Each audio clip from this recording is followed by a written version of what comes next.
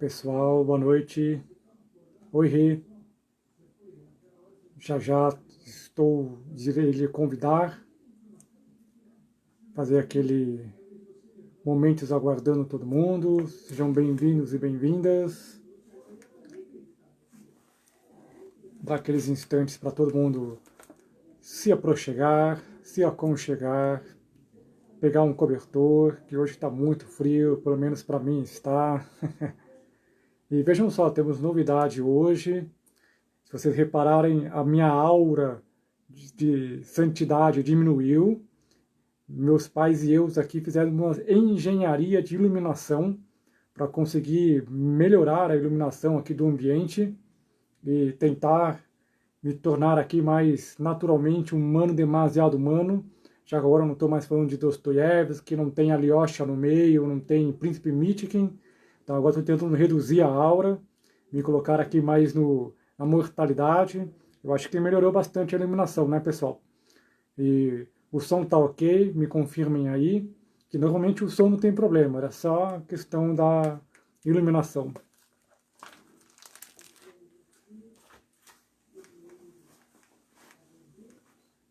Deixa eu ver aqui quem já está entrando, para dar os boa noite.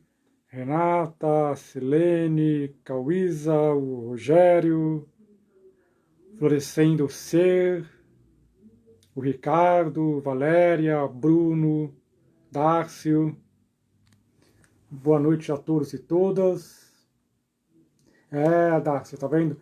Eu aqui, pelo menos, melhor do que o ministro da Economia, agora esqueci, o Paulo Guedes, estou melhor, né? Pelo menos em questão de estante, a coisa tá boa, né? Tem uma outra aqui também, tá melhor.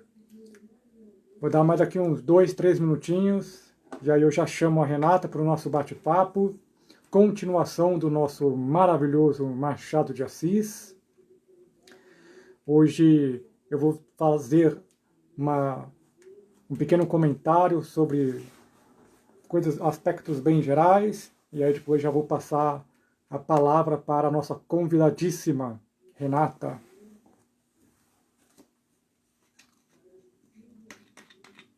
Então, pelo menos eu posso dizer que não tenho fundo falso, pelo menos isso, o meu fundo não é falso.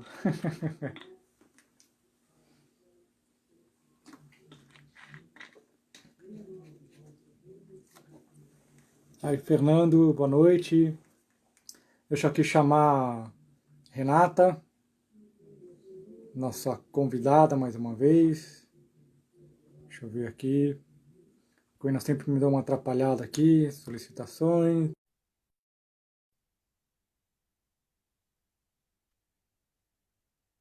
Ó, a Renata já está falando, hein? Vou perguntar se o pessoal quer com ou sem spoiler. Boa noite. Bem-vinda, Renata. Bem, muito obrigada. Boa noite a todos. Olha só que pena, hein? Eu ia colocar um cachecol também, a gente já ia poder combinar, hein? Pois é, tá muito frio, né? Tá muito frio. E eu continuo quarentenada, então eu não tô saindo de casa, então continua frio. Né? E aí quando esfria fica mais frio, porque dentro de casa não tem sol. Então é a vida, não é mesmo? Eu até tinha pensado em colocar um cachecol, falei assim, bom, vou colocar um cachecol para parecer que eu vou sair de casa, ficar mais bonito na live, né? Deixa eu ver aqui, tá cortando a minha testa, então deixa eu dar mais uma afastadinha, melhorou aqui a minha testa. Põe o celular um pouquinho mais para cima. Mais para cima, vamos melhorar aqui então. Pronto, aí sim, Brasil. Um pouquinho torto aqui, mas tá bom, né? Tá ótimo. Deixa eu melhorar aqui. Pronto. Agora tô bom agora? Agora tá ótimo. Olha só, nós temos duas estantes verdadeiras aqui, hein? A minha e a da Renata, hein? Sem fundos falsos. Verdadeiríssima.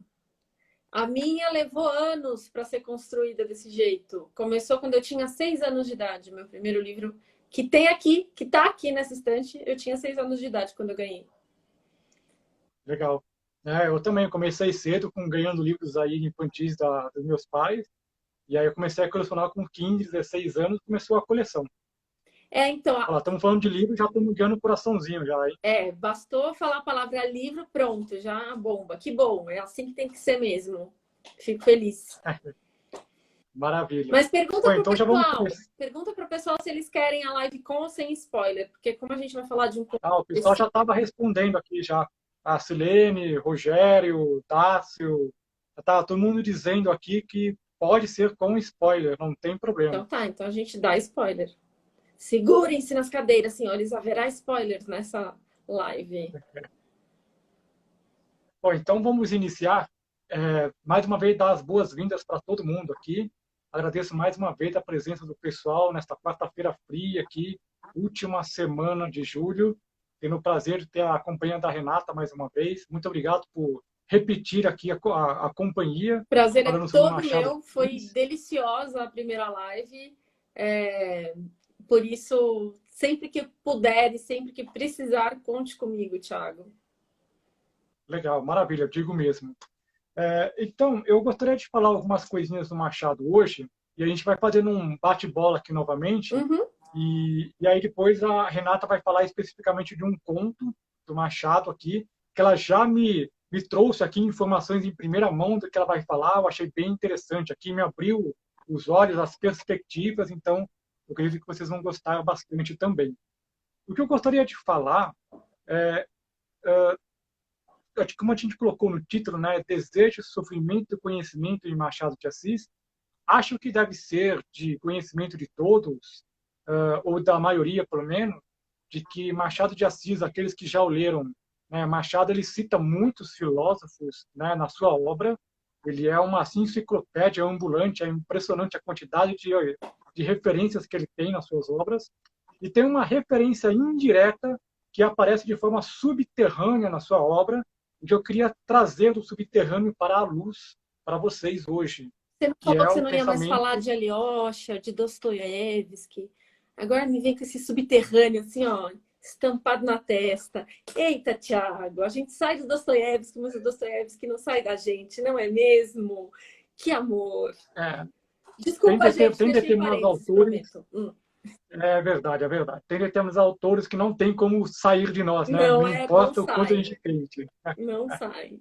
Então, e o filósofo é Arthur Schopenhauer, filósofo alemão do século XIX, primeira metade do século XIX, aí que quando ele já está produzindo a sua obra filosófica, né? A mais importante delas, que eu estou aqui com elas em mãos, que é O Mundo como Vontade e Representação, que é a sua obra mais famosa e importante. E, embora o Machado não cite diretamente o Schopenhauer na sua obra, como ele faz com muitos outros autores, né? Como, por exemplo, Pascal, que ele cita bastante, enfim, e outros autores, o próprio Shakespeare, autores gregos, latinos, existem alguns pequenos aspectos da obra dele que eu acho que trazem muito pensamento de Schopenhauer, embora em muitos momentos o Machado, com a sua fina ironia, satirize e também ironize o Schopenhauer, a sua filosofia, né?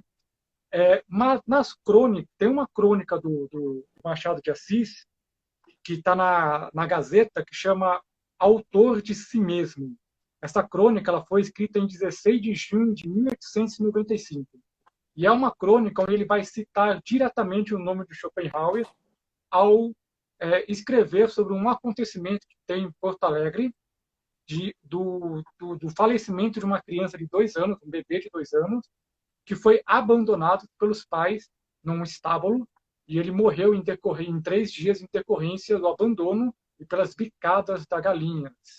Então, as galinhas basicamente devoraram o bebê. E aí isso de novo me remete ao Dostoiévski, quando Dostoiévski ele sempre fez muitos recortes de jornal sobre o sofrimento das crianças, né? Uhum. E aí o Machado ele vai se referir a esse acontecimento muito devido ao Schopenhauer. E ele vai fazer nesta crônica, ele vai recuperar o pensamento de Schopenhauer que está na Metafísica do Amor, que está na parte 2 do tomo dele, que é do Mundo com Vontade e Representação, e ele vai fazer uma ironia, vai fazer uma sátira do que o Schopenhauer vai falar sobre o amor, né? Alguns autores vão dizer que é um equívoco a leitura do Machado, outros vão dizer que, de fato, ele está satirizando e ironizando, né?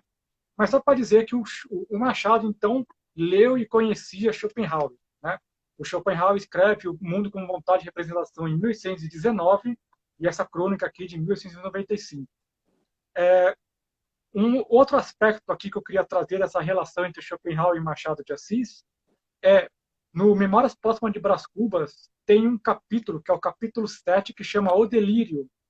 E se a Renata me permitir, eu queria ler uma parte desse capítulo Por favor. no finalzinho da minha fala, para fechar a minha fala, porque eu acho que é sensacional. É um pouquinho longo, então vou tentar ser o mais breve aqui na minha exposição, mas eu acho que é sensacional. É uma obra-prima, né? E há quem diga, autores que dizem que esse capítulo é o início da literatura fantástica no Brasil. Sim, e, de fato, é muito se você interessante pensar isso. fizer uma análise crítica ali, à luz da semiótica, se aplica totalmente. Sim, é verdade. Muito, muito bem colocado isso, eu gostei. Não tinha parado para pensar nisso, é verdade. Outros elementos que a gente tem aqui nas obras do... Porque o Schopenhauer ele vai ter toda a filosofia dele baseada em alguns preceitos, conceitos básicos, né?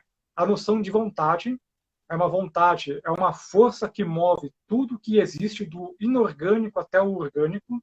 É uma força una, indivisível, absoluta, e que ela tem como características principais que ela é cega, irracional e insaciável.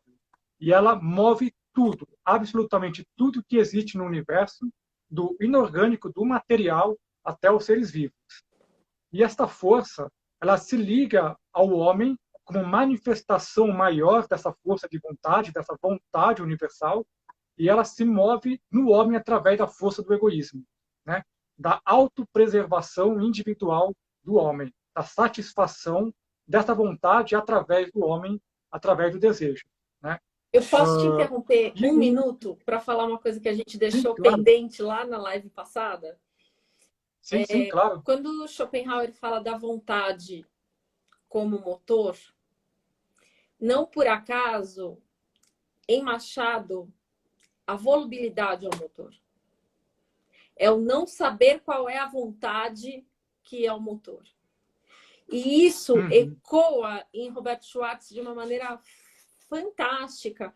Quando Robert Schwartz diz: Machado leu o Brasil a partir de um capitalismo mal formado, a partir de uma sociedade mal formada. E isso é muito claro se você vê um alemão falando em vontade, quando um brasileiro fala em volubilidade.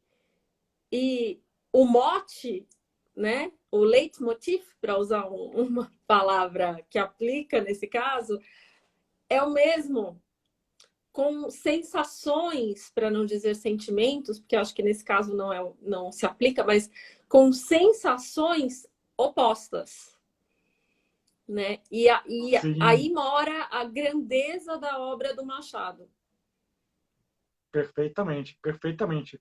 Inclusive, essa contradição, ela também me leva à ideia de polaridade, que também aparece constantemente nas figuras, nas personagens do Machado, né? Que é de novo, né, a ideia de volubilidade, de você não saber que direção, porque o desejo ele não tem um fim último, ele é apenas desejo, ele deseja mais, né? Me lembra também o que o Schopenhauer vai falar, da objetivação da vontade através da polaridade. Perfeito. Né? Que ele vai pegar, inclusive, depois, uma ideia do Tao, né, do Yin e do Yang, das polaridades numa coisa só, que para mim está muito evidente no Esaú e Jacó. Né? Que são dois personagens opostos, né, de contradição, de tensão e de luta o tempo inteiro na obra. E irmanados, né? São dois opostos... irmanados no ventre, né? O que é genial. Exato. Desde o ventre, desde a origem, já estão nessa constante luta. Né? Temos uma outra questão também dessa inconstância do desejo, que pode rumar para a loucura, que é o Rubião em Quincas Borba. Né? Que ele se vê dividido pela amizade, pela paixão, e aos poucos ele vai decaindo na loucura. Né? sobre essa questão do egoísmo, do desejo e desse sofrimento que permeia o mundo, na obra do Machado, na obra do Schopenhauer, eu estava relendo alguns contos do Machado essa semana e eu destaquei alguns que eu acho que trabalham muito bem isso, que Vamos é eles. A Causa Secreta, Adoro. O Enfermeiro, Sim. O Caso da Vara e O Pai contra a Mãe. Eu acho que são contos que expressam muito bem essa questão, né, do sofrimento, do egoísmo Sim. e dessa né, coisa do desejo que não tem um rumo certo, não tem um objetivo, que o homem não é guiado pela razão, pelo intelecto, mas pelo desejo. É a má E aí, para formação finalizar a do minha... desejo, né? Acho que isso é Isso, fundamental, assim. isso, exato. E aí eu queria ler um trecho aqui, então, desse capítulo Delírio, que é um pouquinho longo, mas que eu acho que é fabuloso. E aí eu vou passar a palavra aqui para a Renata, para expor aqui o que ela nos trouxe para falar hoje. Então, esse capítulo Delírio é um sonho, um delírio, um pesadelo que, que o Machado vai citar aqui. E eu vou ler aqui um trechinho só, que eu acho que é muito interessante, que ele vai... A figura que surge diante do delírio Brás Cubas. do Brás Cubas, ele vai dizer: chama-me natureza ou Pandora, sou tua mãe e tua inimiga. E aí ela vai dizer: não te assuste, minha inimizade não mata, é sobretudo pela vida que se afirma. Vives, não quero outro flagelo. Vivo? Perguntei eu, enterrando as unhas nas mãos como para certificar manter da existência. Sim, vermes, tu vives. Não receis perdeste andrajo que é teu orgulho. Provarás ainda por algumas horas o pão da dor e o vinho da miséria. Vives. Agora mesmo que ensandeceste, vives. E se a tua consciência revolver um instante de sagacidade, tu dirás que queres viver. E aí ela vai dizer: porque levo na minha bolsa os bens e os males, e o maior de todos, a esperança, consolação dos homens. Tremes? Sim, o teu olhar fascina-me. Creio, eu não sou somente a vida, sou também a morte. E tu está prestes a devolver-me o que te emprestei. Grande lascivo, espera-te a voluptuosidade do nada. Que é E para incrível, né? encerrar, É muito. e para encerrar, sim, uma última frasezinha. Pobre minuto, exclamou. Para que queres tu mais alguns instantes da vida para devorar e ser devorado depois? Não está fácil do espetáculo e da luta? Conhece de sobejo tudo que eu te deparei, menos torpe ou menos aflitivo. O alvor do dia, a melancolia da tarde, a quietação da noite, os aspectos da terra, o sono, enfim, o maior benefício das minhas mãos. Que mais queres tu, sublime idiota? Não é mesmo? Né? Então, esse capítulo aqui, eu acho que sintetiza muito bem a leitura do Machado, que ele fez do Schopenhauer, e coloca para si, ele expressa de forma singular, a partir da sua obra artística, a visão dele sobre a existência humana. É, E aí eu passo aqui a palavra para a nossa convidada. o fato, muito obrigada. O fato é que o Machado era um homem muito culto, né?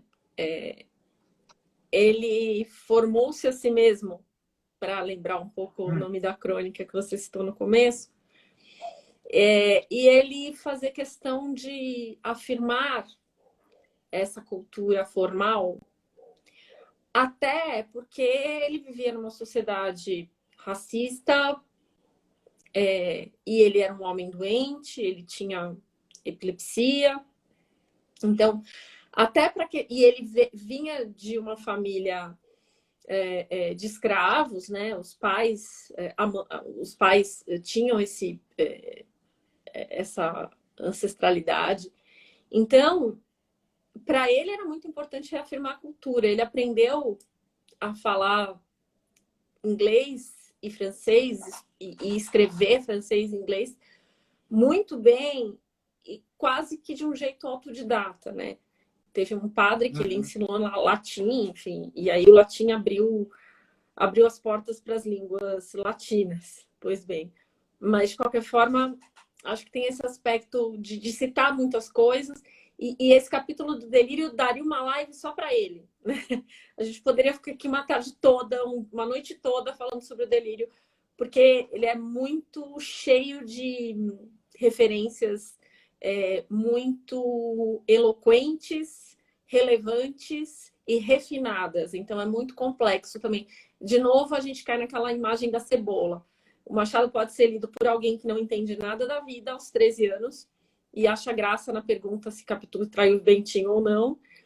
E pode ser lido por um leitor muito experimentado. Não vi se meu padrinho está aqui na live, mas a minha madrinha está. E meu padrinho me disse uma coisa muito interessante há vários anos atrás. Ele me disse assim, Machado se lê melhor após os 40. Estou aqui eu para provar. Quanto mais a gente envelhece, melhor a gente lê Machado, porque mais repertório a gente tem, né? E aí a gente tem aqui três temas que eu acho que são muito legais. Um é o desejo, outro é o sofrimento e outro é o conhecimento. E a gente está falando desses três temas dentro da ótica e dentro da filosofia do Schopenhauer. Mas é muito interessante notar que o Machado usa esses três elementos o tempo todo na obra ficcional dele. Nesses contos que o Thiago citou, Pai contra a Mãe, o Caso da Vara, que é sensacional. O Caso da Vara é talvez uma pequena obra-prima, assim. Você falou do Caso da Vara, Pai contra a Mãe, O enfermeiro e a causa secreta. E a causa secreta. A gente tem sofrimentos sempre que são içados pelo desejo em todos estes contos, né? No caso do enfermeiro, de um jeito bem particular, a gente pode até algum dia conversar sobre isso, mas o enfermeiro eu acho que tem um quê particular ali. Mas nos outros três a gente tem o sofrimento içado pelo desejo, é quase como se fosse uma gangorra, né? Um não existe sem o outro. Que, de certa forma, também tem muito a ver com a própria filosofia do Schopenhauer, como você estava falando até há poucos minutos atrás. E eu acho que, no caso do conhecimento, é um assunto muito legal da gente falar de conhecimento em Machado de Assis, porque o conhecimento não é só o conhecimento formal. Ao contrário do Machado, ele próprio, pessoa física, que valorizava o conhecimento formal, a obra ficcional dele não fala só de conhecimento formal. O que é relevante aqui é o conhecimento do mundo, né? Então, quanto menos o personagem conhece o mundo, mais ele será sufocado pela própria narrativa que está ao seu redor, né? Que lhe rodeia. Então, isso é uma coisa muito legal de entender. E eu queria trazer aqui um aspecto, não sei se você queria conversar sobre esses três aspectos em um desses contos que você citou. A gente pode, se você preferir. Não, eu estou bem na expectativa de você trazer aqui o que você já me adiantou do seu conto, que eu acho bem legal. Então, quem quiser, já pode dar uma sugestão aí para mais lives futuras. A gente vai. A Renata já se disponibilizou, eu também. Então, quem quiser já pode ir aí. Isso é muito bom e muito gostoso. Na verdade, quando a gente pensou em fazer uma segunda live, a gente pensou em falar sobre um conto, né? E eu sugeri para o Thiago de falar sobre Dona Paula, que é um conto muito fora da curva para o Machado. Por que ele é fora da curva? Porque ele é um conto do Machado, que a gente chama de Machadão, né? Do Machado pós-Memórias Póstumas. É um conto de 84. Ele foi publicado na Gazeta de Notícias em 84 e foi publicado no Várias Histórias em 96. E no Várias Histórias em 96. Então, ele é um conto muito apropriado, assim, e muito fora do que a gente normalmente está acostumado a ver com o Machado. A Dona Paula é uma mulher muito decidida. Eu usei uma palavra para o Thiago que era desbocada, é isso, Thiago? Quando eu Isso, foi essa apresentei a mesmo. Dona Paula para o Thiago, eu falei, a Dona Paula é muito desbocada. E ele falou, mas eu acho que eu li o conto errado, porque ela não fala nada. E é importante a gente entender o que significa ser uma mulher cheia de atitude no século XIX. Ser uma mulher cheia de atitude no século XXI é uma coisa. Ser uma mulher cheia de atitude no século XIX é outra coisa. A Dona Paula é uma mulher cheia de atitude no século XIX. O que isso significa do ponto de vista da estrutura do conto, do ponto de vista formal, do ponto de vista estético, já que está aqui Rogério fazendo um comentário, eu vou aqui fazer uma micro provocação para Rogério, nosso querido. Uma provocação estética. Por quê? Porque quando você tem um ambiente em que só narradores masculinos falam, só narradores masculinos se posicionam. O Dona Paula, já que falaram que podia dar spoiler, eu vou dar. É a história, uma história muito rápida, muito curta, 10 páginas, de uma tia que mora longe, mora na Tijuca. Ah, gente, a Tijuca é aqui do lado, né? BRT. Se você está no Rio, você consegue chegar na Tijuca rapidamente de qualquer ponto da cidade. Século XXI, né, gente? No século XIX, a Tijuca era um desterro. Era um lugar, tipo, só Jesus na causa. Não chegava de jeito nenhum. A Dona Paula é uma senhora muito recatada, que mora na Tijuca e que vem correndo. Que desce, né? Ela diz. Ela desce correndo para acudir a sobrinha, que é a Venancinha. Venancinha é casada com Conrado. E Venancinha... E Conrado acha que a Venancinha namora um cara. Tipo, tá de trelelé, para usar um termo do século XXI. Parece que eles são um crush, entende? Eles têm um casinho.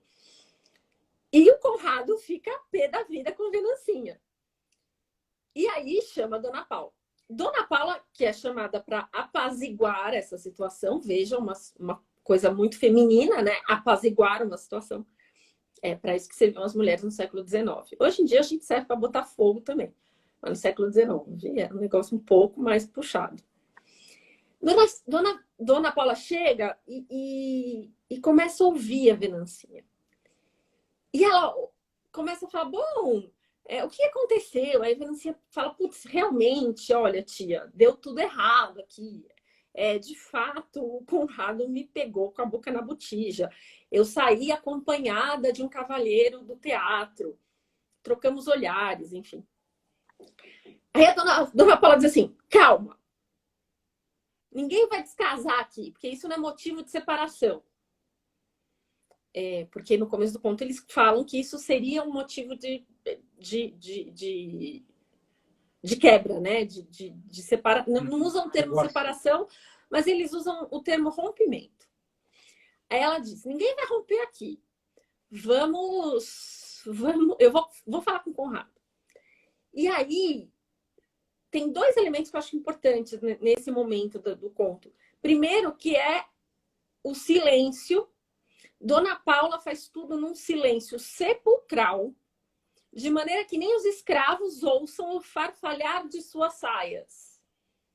Né? Ela chega sorrateiramente para falar com a Venancinha.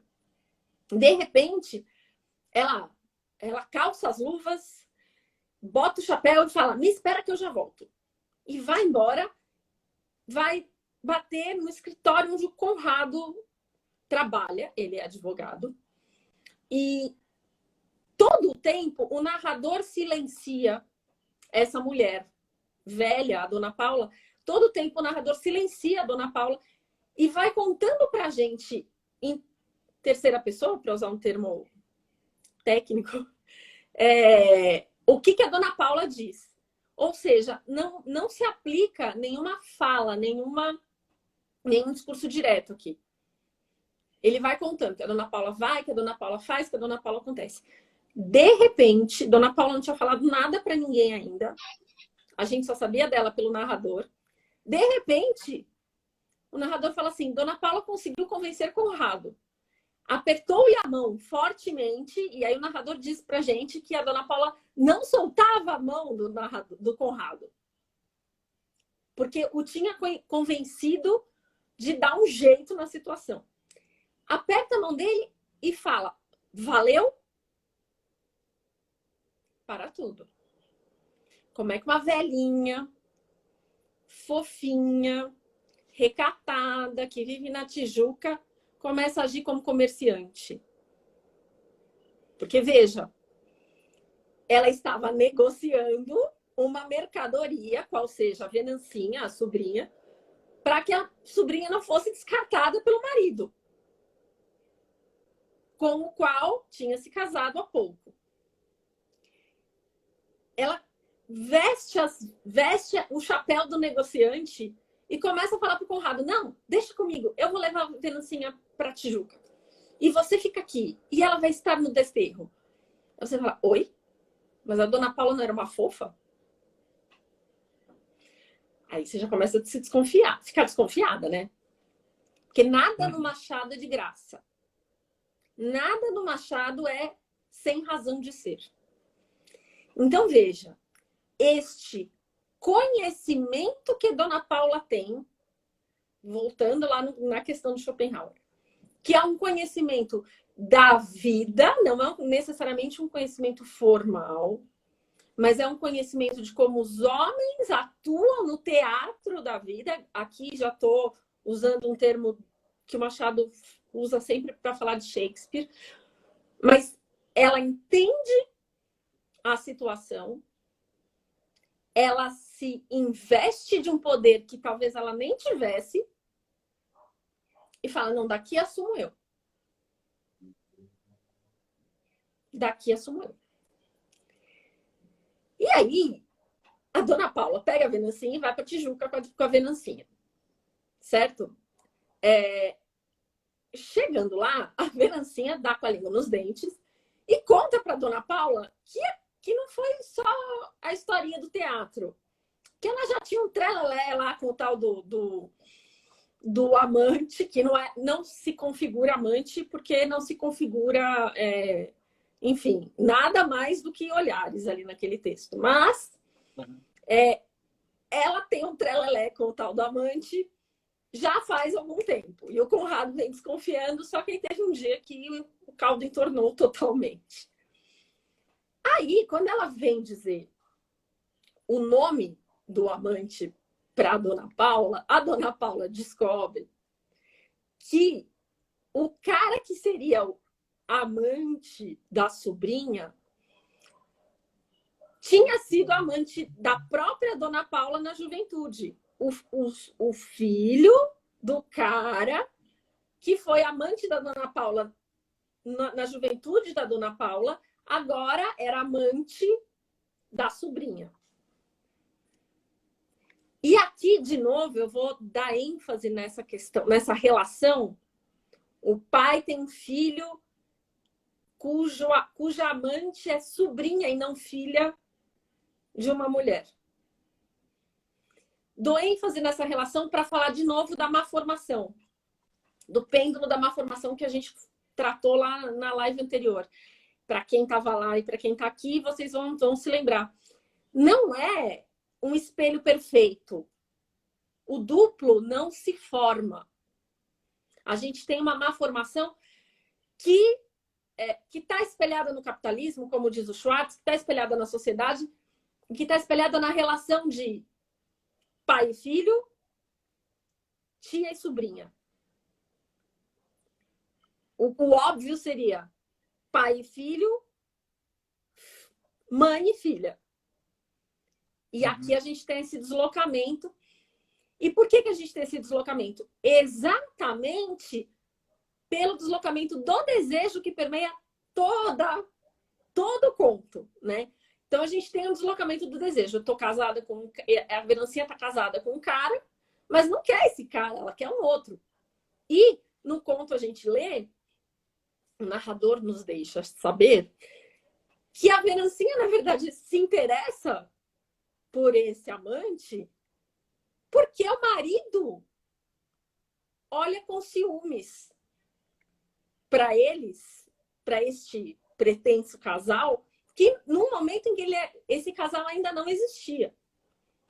Então, veja o deslocamento de desejo que se dá nessa narrativa.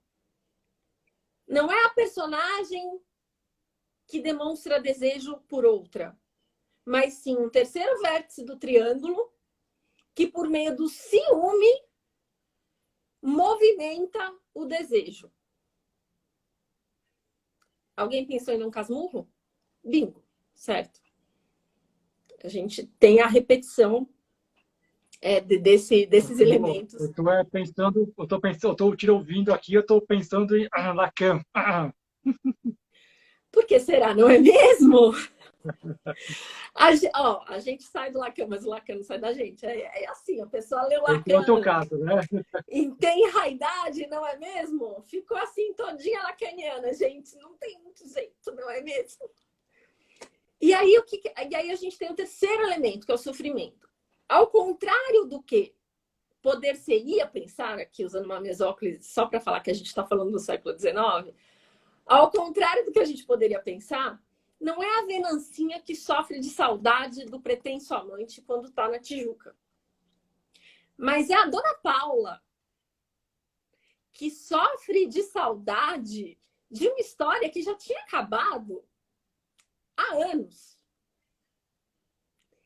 E isso é muito interessante, porque quando o conto acaba, a gente tem uma cena muito forte e muito poderosa, se a gente for deslocar essa discussão para racismo e tal. A gente tem uma cena muito poderosa no fim do conto, que são as escravas dizendo: Sinhá, hoje dorme tarde, não prega os olhos. E aí, tirando o fato de serem as escravas dizendo, que isso vai levar a gente para uma outra conversa, enfim, para outras discussões, o fato de ser Dona Paula a mulher que não dorme por sofrimento naquele conto, fala muito sobre como o Machado vê o sofrimento aplicado aos seus personagens. Ou seja, não é tão simples assim. Cometi o adultério, né? Cometi um pecadilho, agora vou ficar com uma bigorna na cabeça e vou voltar para os braços do meu marido com todo o amor. Não. Primeiro que você cometeu o pecadilho, porque foi o próprio marido que a empurrou para o pecadilho. Vamos combinar por aí. Começa por aí. E segundo, que no fim das contas, a Venancinha fala: eu vou conseguir voltar. Logo, logo, Conrado amansa. E quem perde o sono não é a Venancinha, é a Dona Paula, que a princípio era a voz serena, a voz calma, a voz volúvel, para usar um termo que o próprio Machado usa no texto. Eu vou até ver se eu anotei isso. Ela diz: o ar da tia era tão... O texto, né? Diz: o ar da tia era tão jovem, não digo cálculo, mas Dona Paula enganava a si mesma. Então a gente tem não é um cálculo e não é volubilidade. Então o que é? É um auto-engano? Auto-engano não é, em alguns casos, mais do que manifestação de um desejo reprimido. Achou que só ia ter Lacan aqui, hein? Não, que a gente lê Freud também, que a gente sabe os Paranauê. Todos nós com os nossos autores do coração, não tem jeito, os nossos né? desejos. A gente sempre se apega a eles para explicar, para dar conta da vida. E, Rê, deixa eu fazer só um comentário rapidinho. Por favor. Que isso que você me falou dessa triangulação e dessa insônia da Dona Paula me remeteu a um outro conto do Machado, que eu não sei se a gente pode fazer uma possível relação, e também demandaria também uma outra live para analisar, mas me lembrou muito a Missa do Galo. Tem a Missa do Galo. Tem a Missa Porque do Galo. me lembrou, de novo, né, a personagem que também fica acordada conversando, dialogando entre silêncios e narração Dona com um Conceição. outro jovem, né? E que ela desperta, então é o jovem que está perturbado pela personagem, mas pelo esse olhar do personagem é que ela acaba despertando essa questão do desejo e ela que não dorme, Perfeito. né? E aí acabei me lembrando da Missa do Galo também, Não, fiz essa correlação agora. não é o pobre do estudante que deseja os braços de Dona Conceição, não é mesmo? Isso. É Dona Conceição que o leva a desejá-la, né? Sim. Mas, na Missa do Galo, a gente tem uma questão que acho que aqui não pode passar, acho que tua colocação é perfeita, mas a gente precisa, não pode deixar passar um detalhe que vai abrir uma outra discussão, que é, na Missa do Galo, a gente não tem um narrador falando. Sim. E, de novo, como no Memórias, como no Dom Casmurro, a gente não tem certeza se aquela história é aquela história mesmo. Tá. E na Missa do Galo, quando o conto começa, num dos primeiros parágrafos, eu não estou lembrada aqui de cor, mas no comecinho, nos é dado o fato de que não me lembro direito, ou faz muito tempo. De novo, posso me estar auto-enganando. O auto-engano que abre caminho para o desejo. Sim, sim. Que... E você até mencionou o outro conto, que é Uns Abraços também, né? Claro! Que também tem essa mesma Os braços têm estrutura, esse mesmo andamento, né? A organização é a mesma. Assim. E a gente, por exemplo, a gente tem um espelho que conta com essa mesma questão também, né? No começo ele fala, eram 5 ou 6 cavalheiros. Oi, como você está me contando uma história e não sabe quantas pessoas tinham na sala? Tá doido? Né? E é muito isso. É o auto-engano que vai levar tanto à repressão do desejo ou à manifestação do desejo e, em alguns casos, ao sofrimento. Ao passo que, quando você tem o conhecimento, você não se deixa enganar.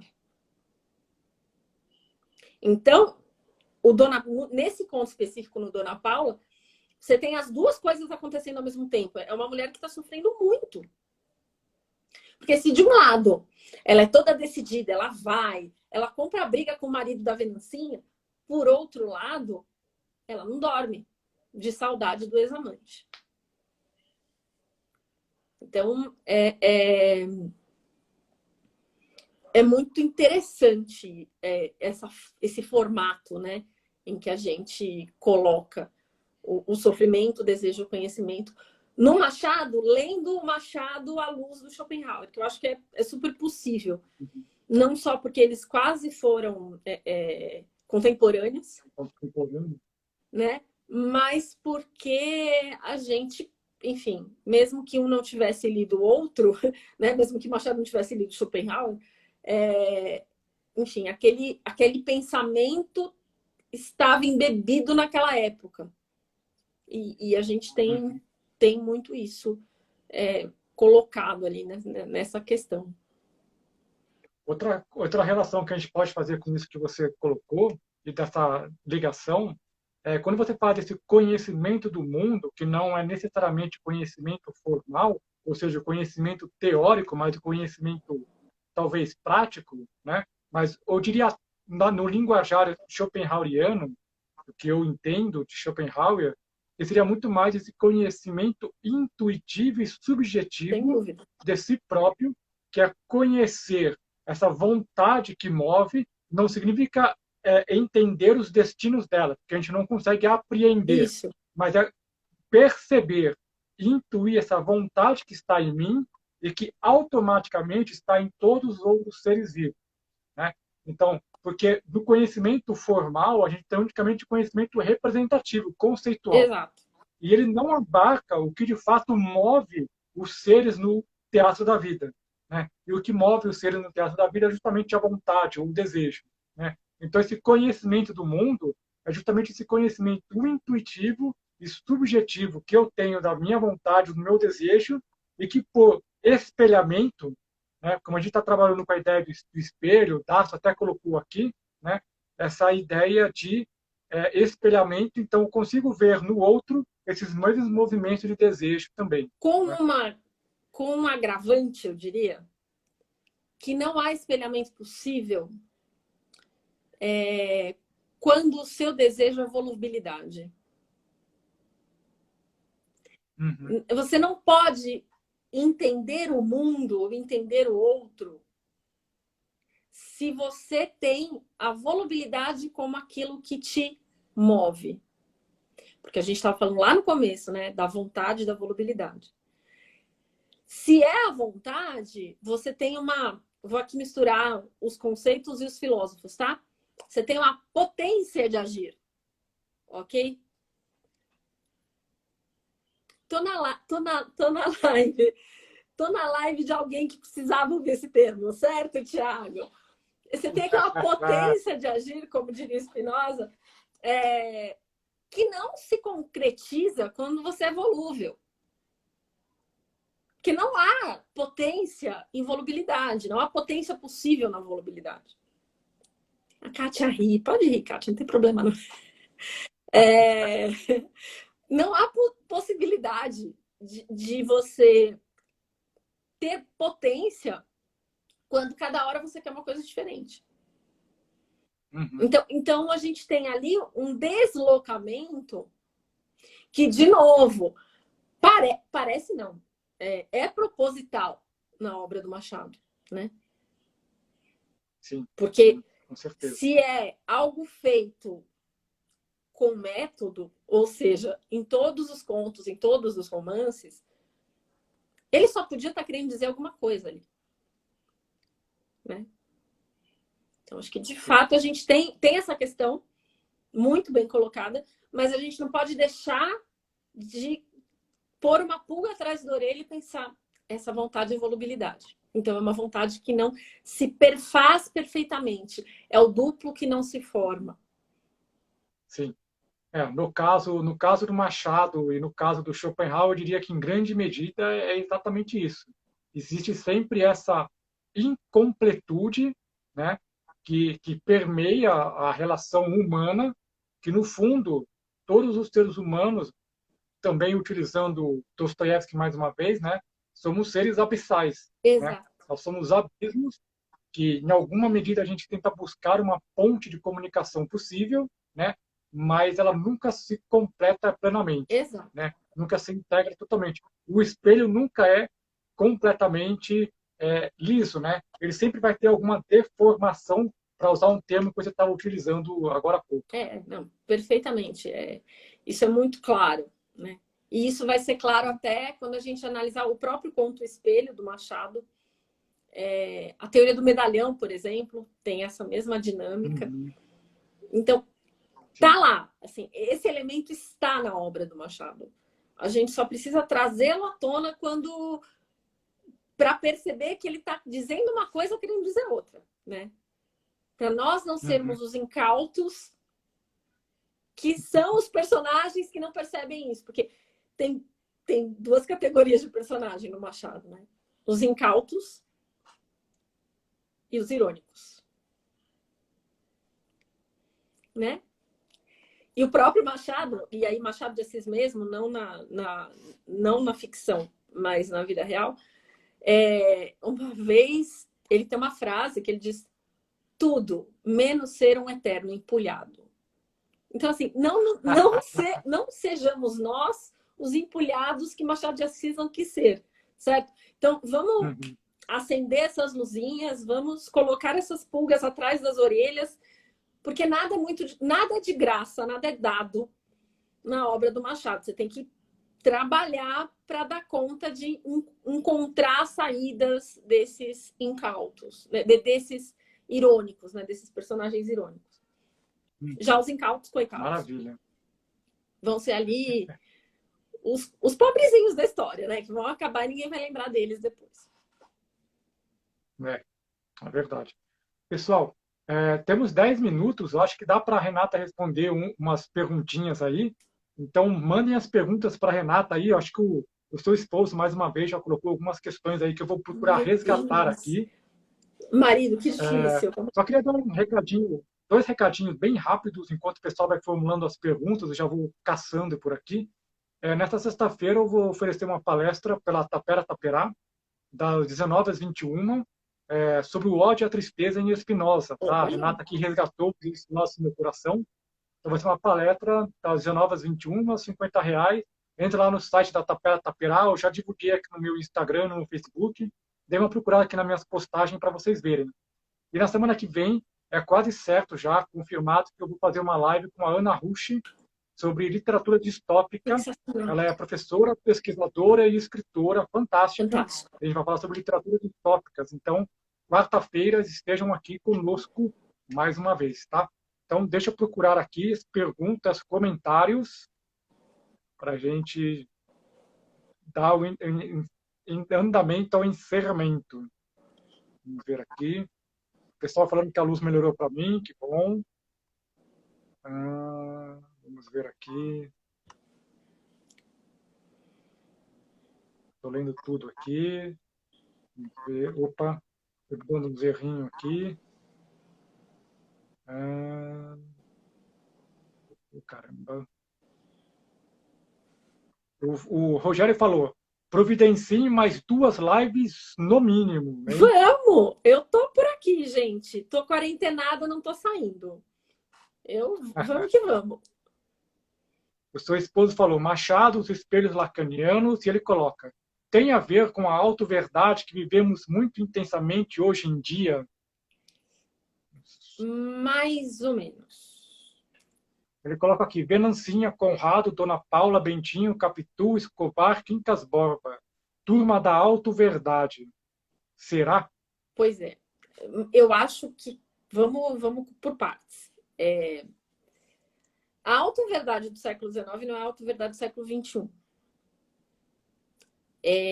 As pessoas... Eu acho que a grande questão é auto-engano. Né? Uhum. O auto-engano talvez seja o mesmo.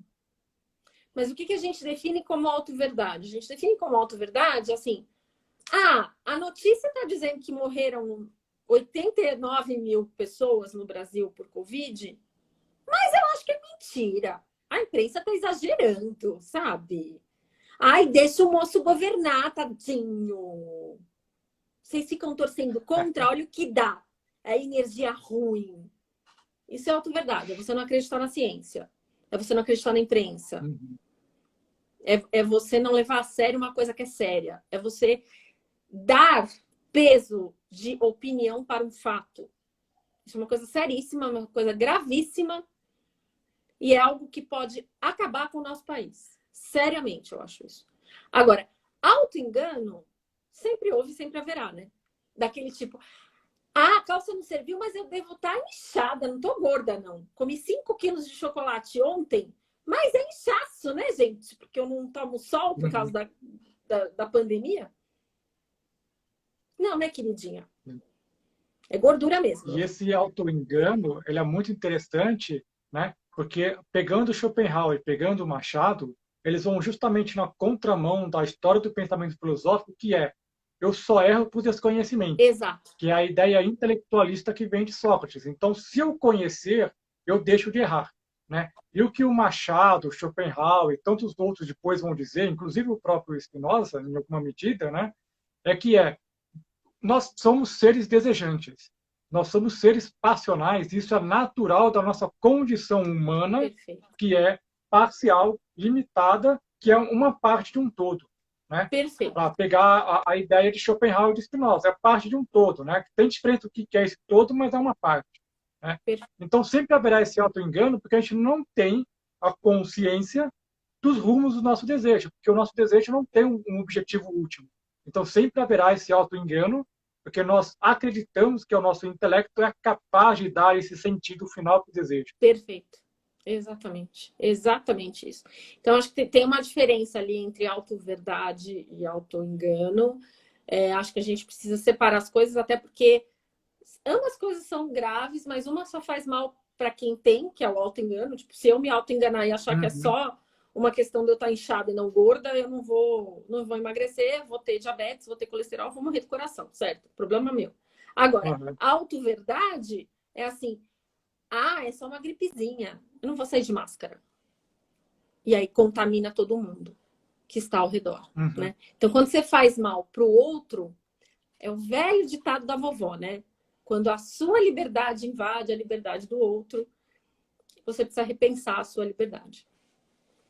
Sim, sem dúvida. Vamos colocar aqui. Vamos ver se tem mais alguma coisa. A Nel Maliana colocando aqui. Paixão pelos irônicos.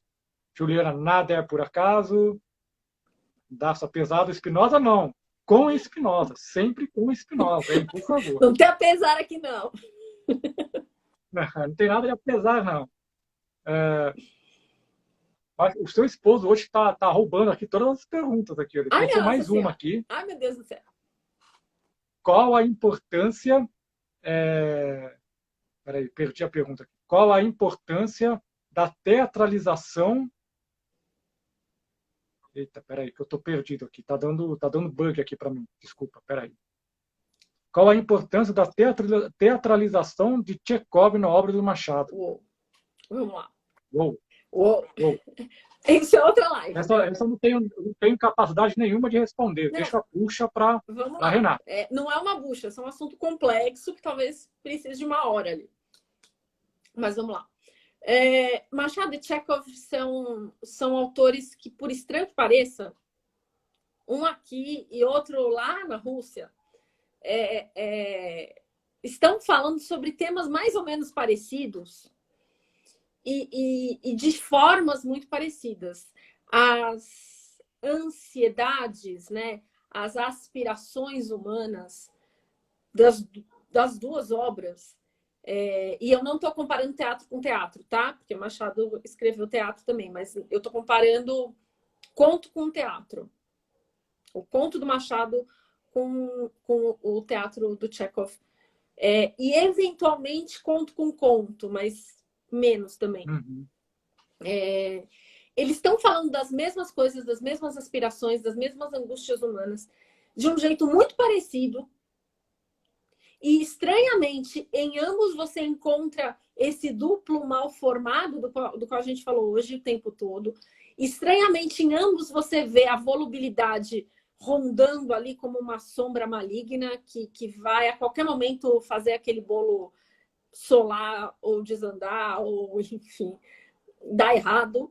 E um tá aqui, outro tá lá, um não leu o outro porque Tchekov não lia português e Machado não lia russo. É uma coisa muito louca, mas tem isso, tem uma ligação, tem um fio ali que inclusive alguns estudiosos, sobre o qual alguns estudiosos se debruçam, inclusive. É uma coisa bem interessante. Eu mesma, há uns anos atrás, participei de um grupo de estudo. A gente lia Machado e Tchekov e via que a obra parecia escrita pela mesma pessoa. Uma coisa muito interessante. Interessante. De verdade. Você falou do Tchekov da Rússia, né? E é muito interessante notar que o ano que o Machado publicou Memórias Póstumas de Brás Cubas, que é 1871, é o ano da morte de Dostoiévski. Então, quer dizer, no processo de formação e de escrita do Machado, Dostoiévski estava lá escrevendo os livros dele sobre as malditas questões eternas, que Machado, por sua vez, também vai trabalhar elas, né? Desde o nosso contexto latino-americano, contexto brasileiro, mas também aí com essas malditas questões eternas, né? É impressionante, né? Como são autores que acabam intuindo essas questões da existência humana e vão trabalhando da sua forma singular, né? A sua expressão artística. Né? É muito interessante. E no caso desses dois, Tchekov e Machado, eles parecem irmanados mesmo. É muito instigante, para dizer o mínimo. Sim.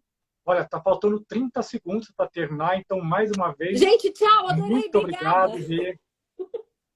Vamos, assim que der, a gente vai repetindo mais, tá bom? Obrigado, muito, pessoal. Muito obrigada. Obrigado a todos que vieram. Obrigada, Thiago, pelo convite. Foi incrível. Me chama de novo quando precisar, quando quiser. Tô por aqui. Vamos fazer, então. Tchau, pessoal. Tchau, pessoal. Obrigado, viu? Boa semana.